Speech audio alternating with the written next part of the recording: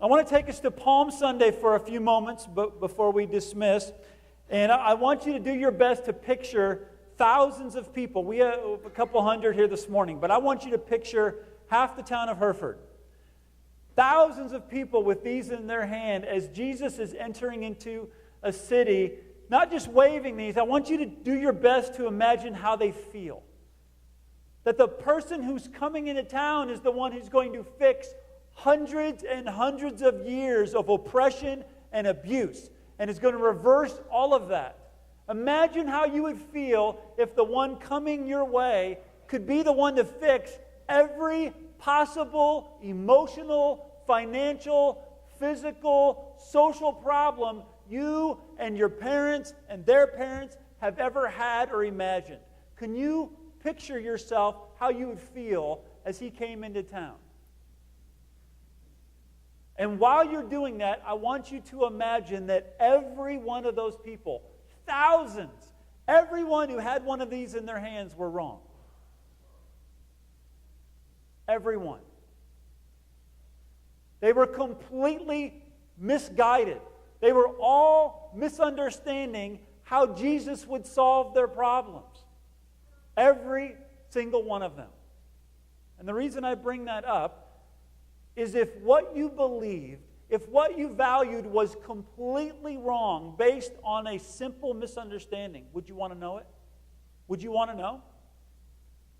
Would you want to know if your passion for Fortnite was misplaced? Would you want to know? Yeah.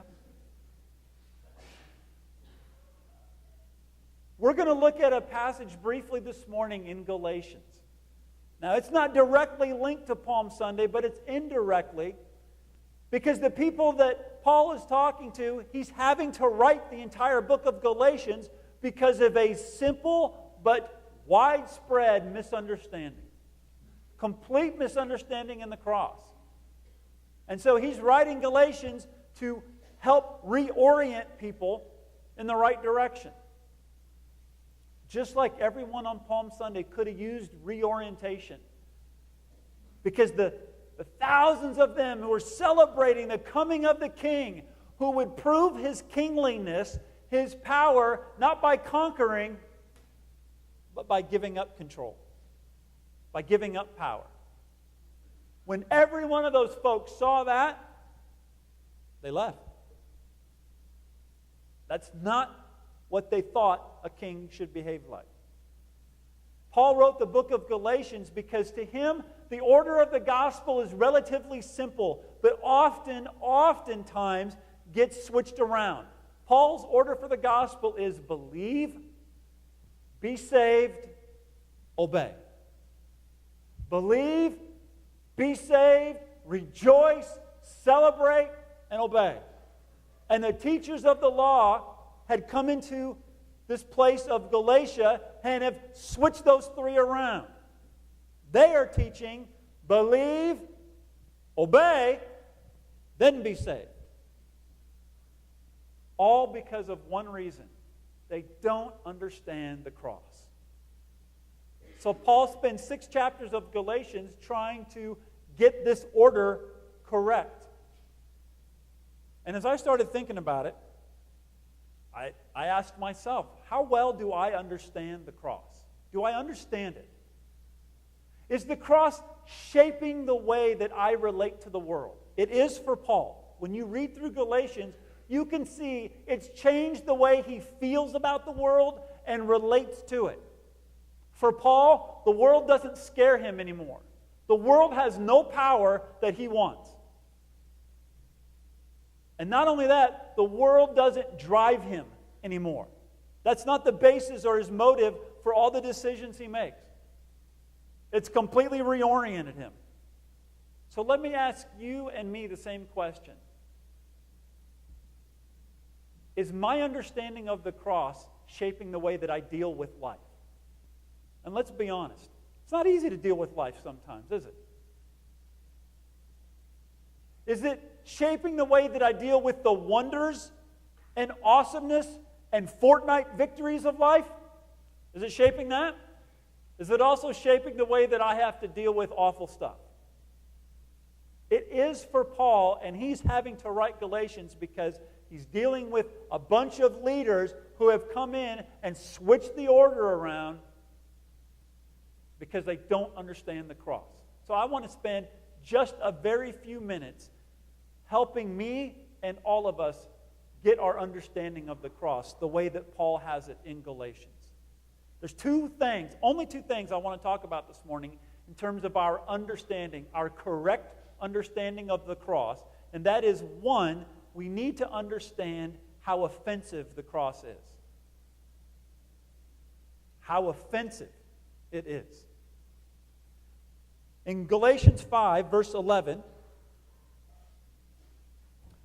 Paul says, "Brothers and sisters, if I am still preaching circumcision, why am I still being persecuted? In that case, the offense of the cross has been abolished."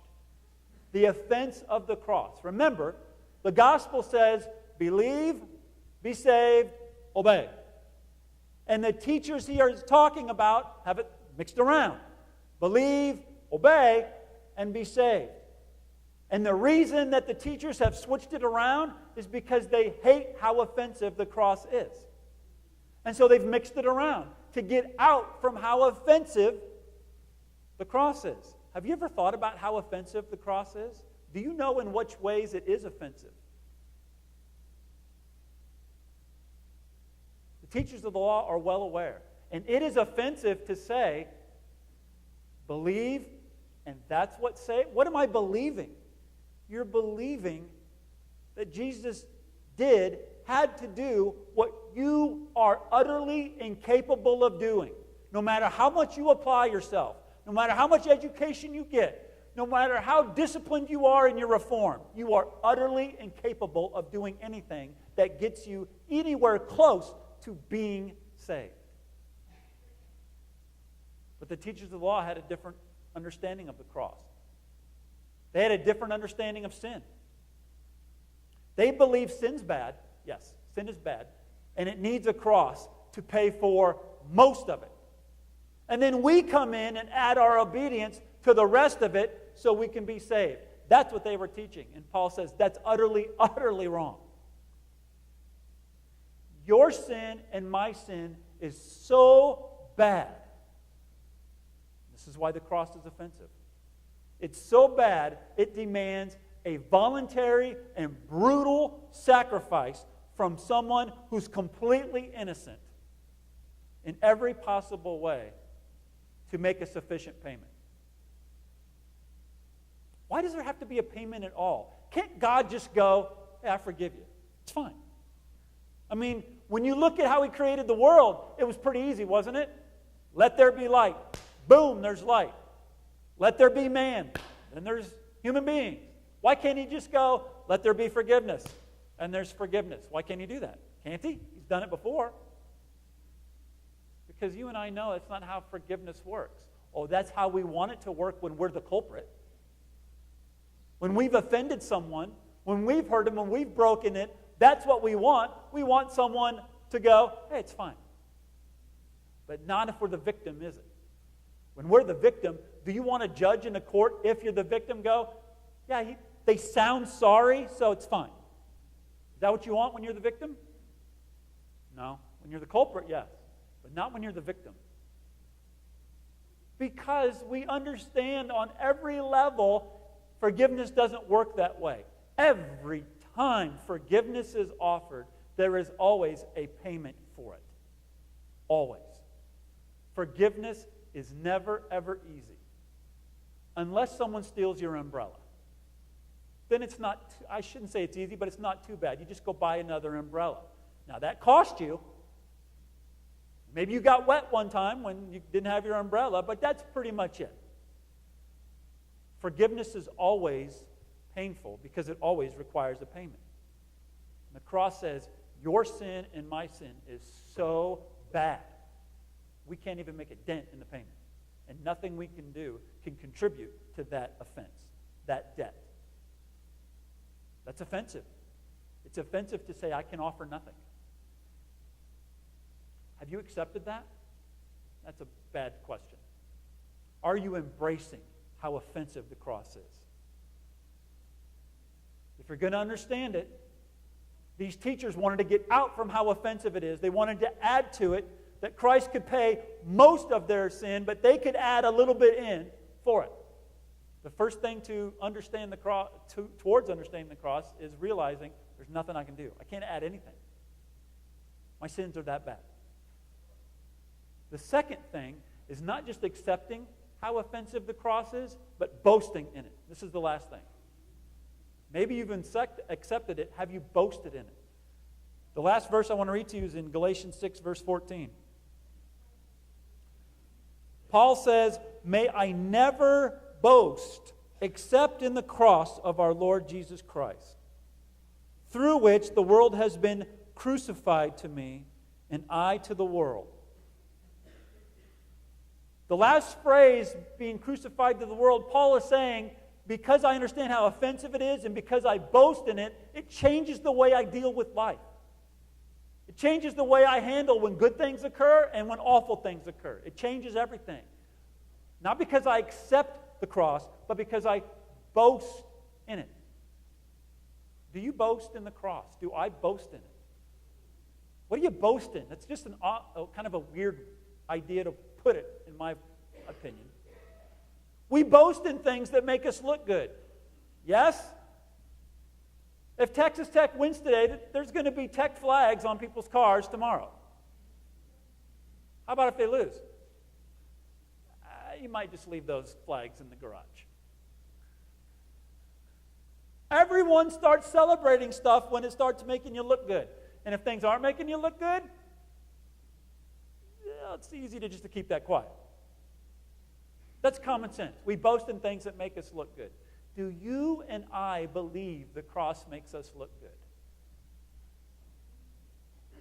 Is the cross the best thing about your resume? Do you believe that? I'm not saying on the outside. I'm saying inside. Do you really believe that? Is that how you boast? Is that how I boast? Paul says, only boasting in the cross. Only boasting in the cross is the only path to freedom. It's the only thing that crucifies our relationship to the world, so it can't scare us anymore or drive us anymore.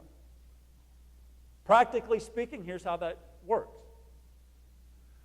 When someone offends you, hurts you, abuses you, uses you, can you forgive them? Can you pay the price instead of making them pay? Can you absorb the pain versus running their name through the mud? Can you do that? Or, what about when it's you? What about when it's you who's been gossiping, or you who's been lying, or you who's been doing whatever else? When that's happened and you feel awful for it, when conviction comes, can you forgive yourself for that? Or are you demanding that others and yourself should make payments on that? Because if you accept the offense of the cross, and if you can even go to the next stage of boasting in it, then you believe Jesus gave every ounce, every bit of his blood for the offense done to you and the offense you have done. And how dare you demand one more ounce of payment from them or yourself? When you can boast in the cross, forgiving others and yourself can occur. I didn't say it would be easy, because forgiving others and yourself is going to cost something. It's going to be hard, especially on the level of the offense. On Palm Sunday, everybody was clueless as to the methods of this king coming into town. I don't want us to be clueless as to the power of this king, the power of his cross, the power of his purpose. I don't want us to be clueless of that. I want the cross to shape how I deal with life. I don't just want it to be a part that speaks into life. I want it to shape everything that I think about, how I perceive, how I internalize, how I process, and then how I decide and move through life. Now, you may not. You may be very content being a slave to the world. You may be very happy to go with the trends and the ups and downs of the world and be happy to be exhilarated on one end and completely crushed on the other end as the temporary things of the life of the world come in and out of your life. You may be satisfied with that. I am not. Jesus said, I came so that they would have life abundantly. And what I just described isn't even close to that. If you've ever been to a carnival versus Six Flags, the difference between those two isn't even close to the comparison between the life the world offers and the life the cross offers. It's not even close. But it's a good starting place. So here's what I'd like to do as our worship team comes up and we end this morning. Or I don't know if the worship team is coming up or we're doing it up there. The choir's doing it. Just 3 questions. And I'm actually asking this of myself, but you can apply it to you. Is the cross shaping me? Is it shaping the way that I deal with life? Am I consulting it when I need it? Or is it shaping everything that I feel and think and do in life? And second, have I accepted how offensive it is? Do I really believe I can add nothing? Do I really believe that? That something so horrific was necessary for forgiveness to occur in my place? And then the third one, am I boasting? Am I boasting in the cross by forgiving others and myself?